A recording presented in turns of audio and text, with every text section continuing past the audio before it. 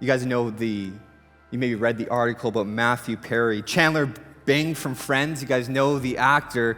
What you may not know about him is he has a massive addiction to alcohol and drugs. Now, you talk about hopelessness.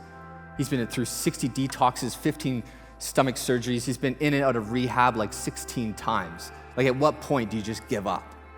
And this guy presses on. And this is what he writes on his lowest low. I hated myself.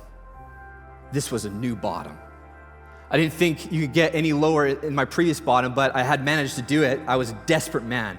The drugs were in full flow, the drinking too. Things were so bad I couldn't even cry. To cry might have signaled that there was at least a semblance of a normal somewhere abouts, but there was nothing natural about any of this. So a bottom, the lowest point of my life. This is a classic moment for an addict, a moment after which one seeks lasting help. But hey, what's this now?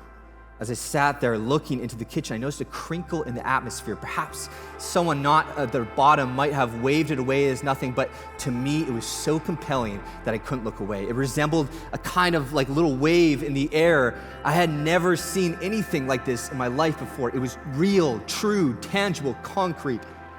Is this what you see at the end? Was I dying? And then I frantically began to pray with the desperation of a drowning man. God, please help me, I whispered. Show me that you are here. God, please help me. As I prayed, the little wave in the air transformed into a small golden light. As I kneeled, the light slowly began to get bigger and bigger until it was as big as encompassed in the entire room. It was like standing on the sun. I had stepped on the surface of the sun.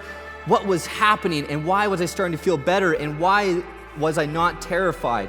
The light engendered a feeling more perfect than the most perfect quantity of drugs I've ever taken. Feeling euphoric now. I did not get scared and tried to shake it off, but there was no shaking this off. It was way bigger than me. My only choice was to surrender to it, which is not hard because it felt so good.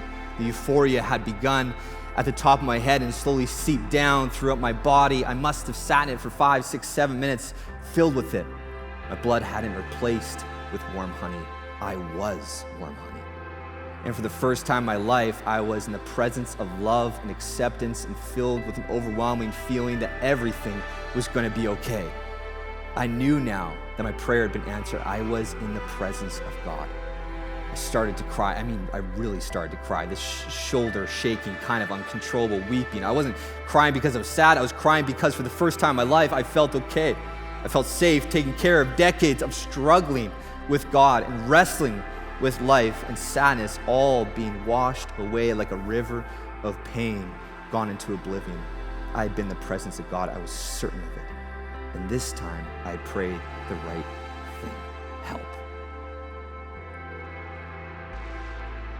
It's stories like this. I know we all long for one day that God will make all things right, but we also believe that Jesus, as the text said, gives grace to the humble, like Matthew crying out to him. He blesses the poor in spirit, knowing that Matthew had nothing in his own strength to move forward, and he heals the leper, those where society has given up on, where rehab has given up on, that he does that here, today, now. That's the business that he's about.